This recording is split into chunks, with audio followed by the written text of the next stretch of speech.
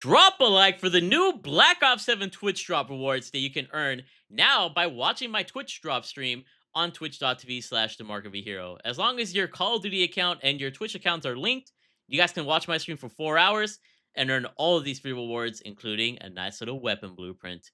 Hope you guys enjoy these banger videos, and see you on the battlefield.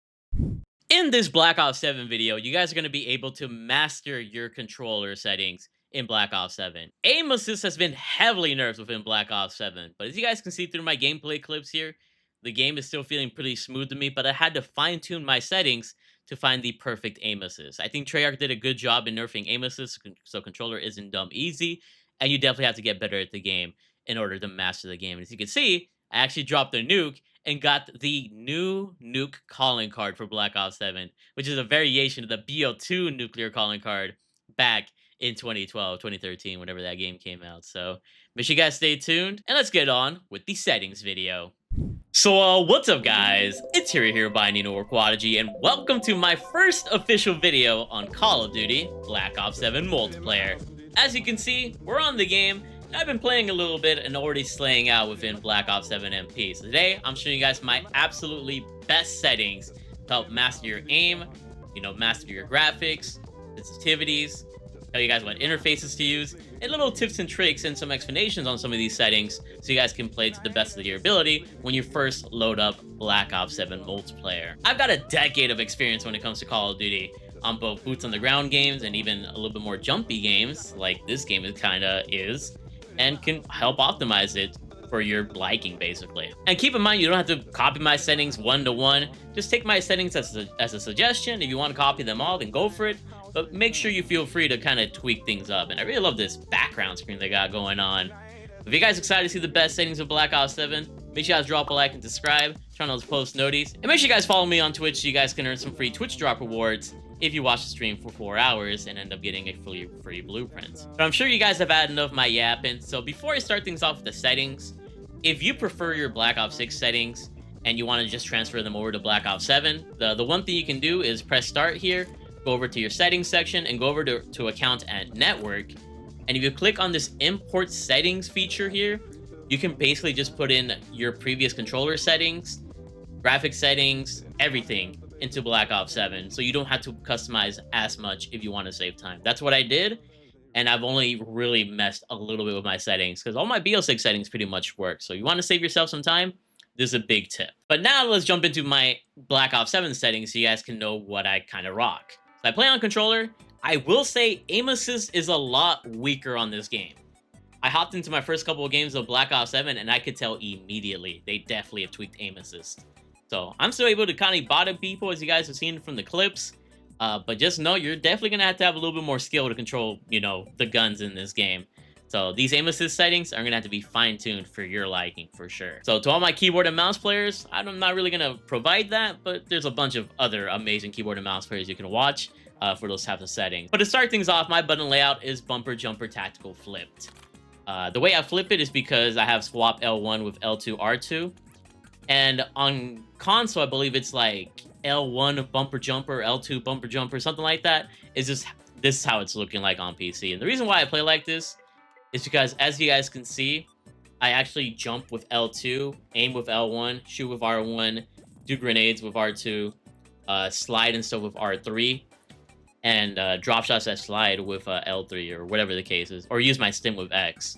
And this just allows me to be even more mobile, especially with the movement in this game. And I used this back in the jetpack games, starting with Black Ops 3 in 2015, 10 years ago. And ever since then, this allowed me to be more fluid with my movement. Movement's a huge mechanic in this game. And if you're able to play this way, it's definitely going to help you later on to really master this game. And also, in case you guys are wondering, this is a nice little Control Freak. You guys can use code HERO at controlfreak.com for a nice little discount. And you can even earn a Black Ops 7 weapon charm to use in-game from, going over to controlfreak.com and pre-ordering the Black Ops 7 Control Freak. These just help my sensitivity a little bit. Nothing required, but just thought I would plug it because, I'm affiliated with Control Freak. And keep in mind, you don't have to use bumper jumper tactical flipped. You could also use something like stick and move, which is something that people like. But if you don't have like a scuff or like a crazy aim controller or whatever the case is, just a regular PS4 controller here, still using a PS4 controller, I use these settings and it makes it feel like a pro controller, which is kind of crazy. So try it out for yourself and hone in those settings. Going up next, we got the horizontal and vertical stick sensitivities. I play on 1.8. This is equivalent to like a 7 or 8 or a 9 in the previous Call of Duties. I might even bump this up to a 1.85 because there's a lot more movement in this game. But I will say, compared to the beta, the movement has definitely been toned down.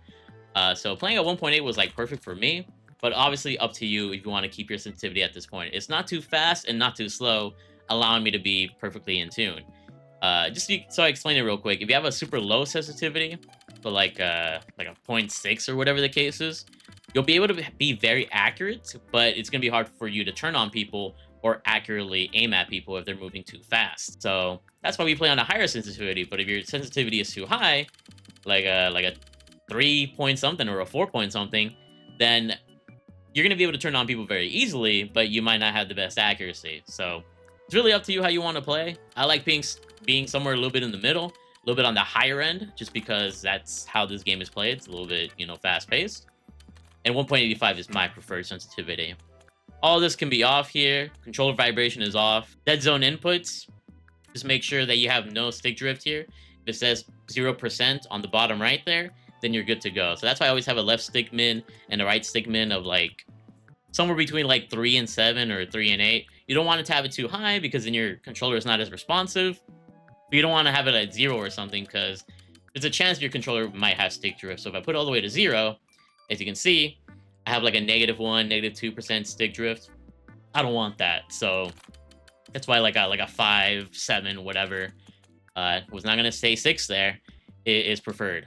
So as you can see, 0%, that's all you really need to know. And then I just leave my left stick max and right stick max at 99. And then my right trigger's at 41 because I don't want to accidentally be throwing like my throwing knives or my R2 or whatever the case is. Because I play on Bumper Jumper Tactical Flipped. But if you shoot with the triggers, then you should have these like 0 basically. So you can shoot instantly is basically the case. But yeah, that's it for controller settings here. Let's go to aiming settings. Sensitivity multiplier. Don't really have to mess with that because we're going to mess with that later on. All of this is going to be standard here. Aim advanced settings here. ADS sensitivity transition timing. I actually want this at instant. That shouldn't be a gradual. So definitely check for that. I want instant more than gradual. It's up to you if you want that or not. Third person ADS correction type should be assist. Aim response curve type. Put on dynamic. That's probably why my aim assist wasn't all that strong in my first couple of games. I personally like dynamic. To me, it gives me the stickiest aim assist. So if you're not liking standard, you're not liking linear, then try dynamic. But at the end of the day, if you feel like a certain aim response curve type is serving you well, then you should stick with it. I've tried linear before, I've liked it, but dynamic just feels the best to me. So now that I have dynamic on, that's definitely going to help me a lot. Oh, and my custom sensitivity presume wasn't even on either. Like I said, I transferred my settings, and I didn't really accurately check my settings. So honestly, this might have been why aim assist might have felt a little bit off. But usually, I have these at 0.80. The low zoom and 2x, 3x zooms, because that's when I want to be as accurate as possible.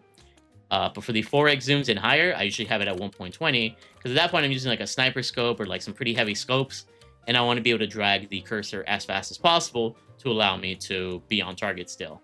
So that's how it goes for that. These are pretty important settings, so kind of makes sense why my aim assist felt a little bit weird. Now it's definitely going to feel better. Moving on, we're going to go on to movement. I don't really use motion controls like that. Sprint assist. This is probably one of the most important settings if you want to optimize your on the movement. You want to have this on.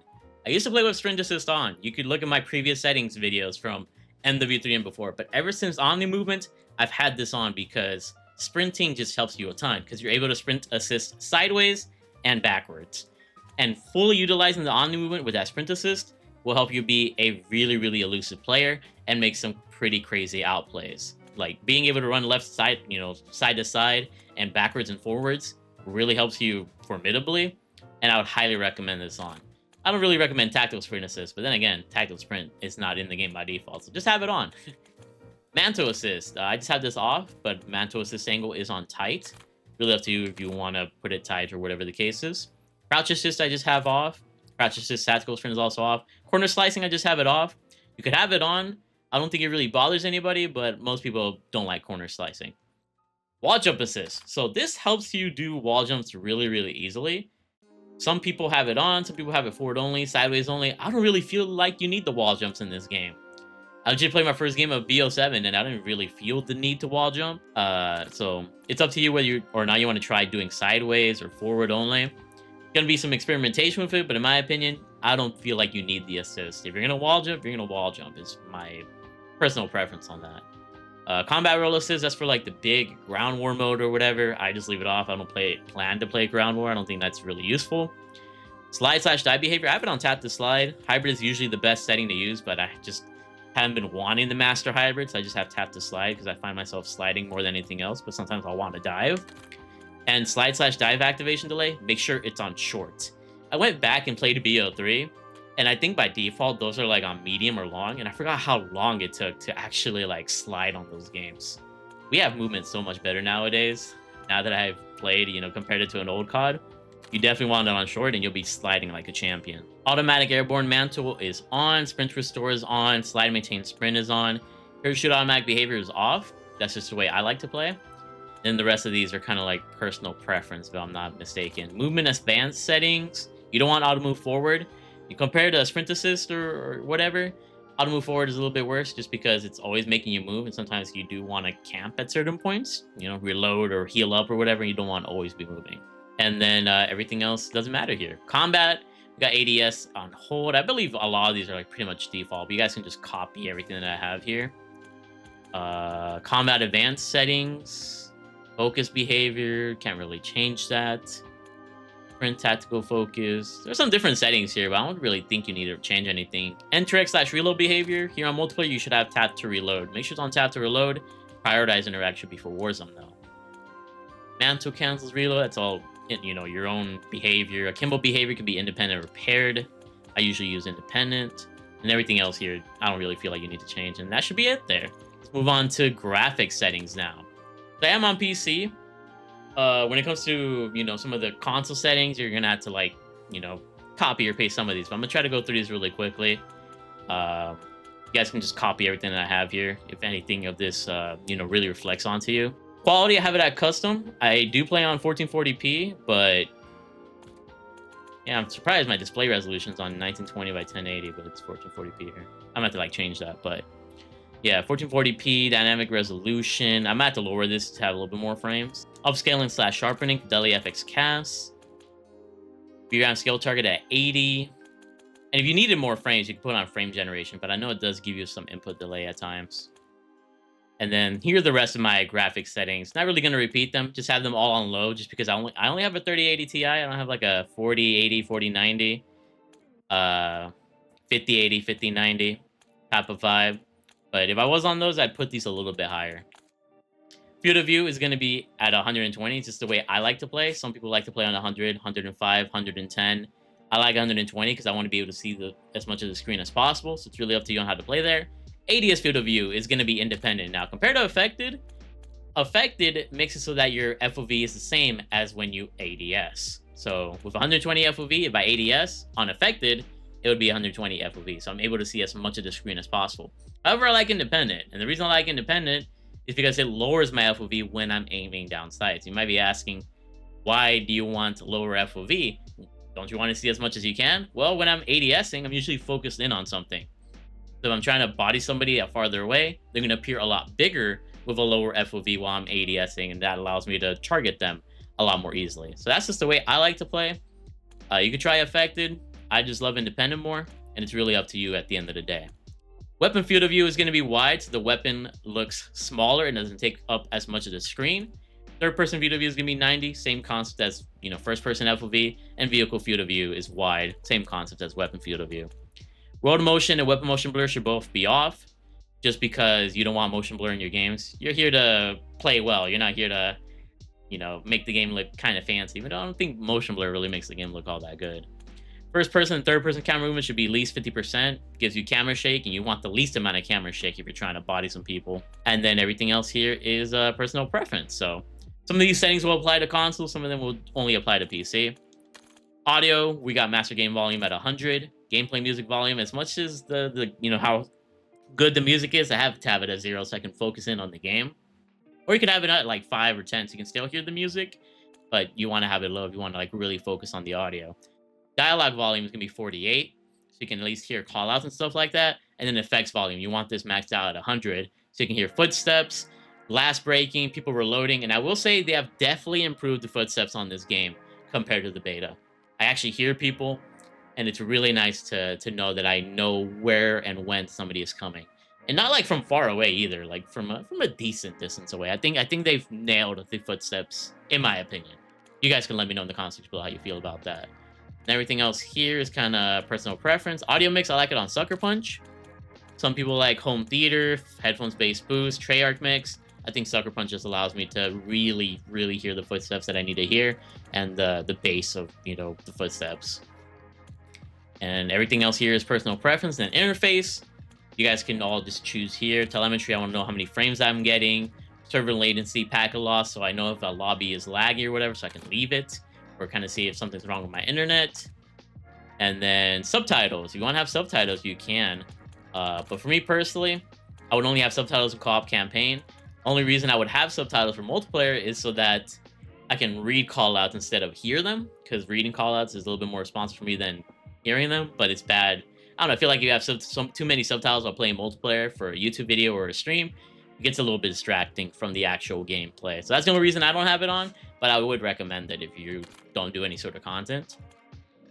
And then everything else here should be pretty much up to you. You could also color customize things. Decide what kind of colors work well for you. I kind of just leave everything on default. But if you wanted a certain color for something, you can mess around. Especially if you're colorblind, that also really comes in clutch.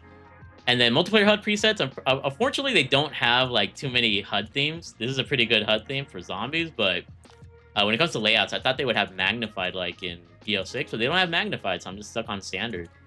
So up to you if you want that or not. I'm just gonna leave it as is. And then yeah, I haven't really changed my HUD too much personally, but you guys can all copy what I've got here. Crosshair dot on or static. Even though I'd probably have this on static just so it doesn't move around as much and I don't have any like motion sickness or whatever. Then all this is personal preference at the end of the day. But yeah, that's pretty much my best controller setting for Black Ops 7. Best graphics settings, best audio. And make sure you guys really hone in on the settings. You're going to want to have these settings on, or at least some variation of them, so you guys can wall jump if needed or not wall jump if needed. It's really up to you. Let me know if these settings helped you, and I'm gonna have a ton of videos later on today, so make sure you guys check periodically back on the channel. Maybe noties won't be working today. You're gonna have a lot of noties from a lot of people. But I've already uploaded the prestige rewards on my last video, so check out that last video. I uploaded some gameplays already. Next up, I'm covering camos, some of the operators, maybe some of the vault skins, and of course, I'm playing the game over on Twitch at twitch.tv/themarkofahero. So stay tuned. We're in for a good year of Black Ops 7, and let me know what you guys want to see the most. When it comes to covering this game. I'm very curious. Anyways, I love you all, and thanks for watching. Rock and roll.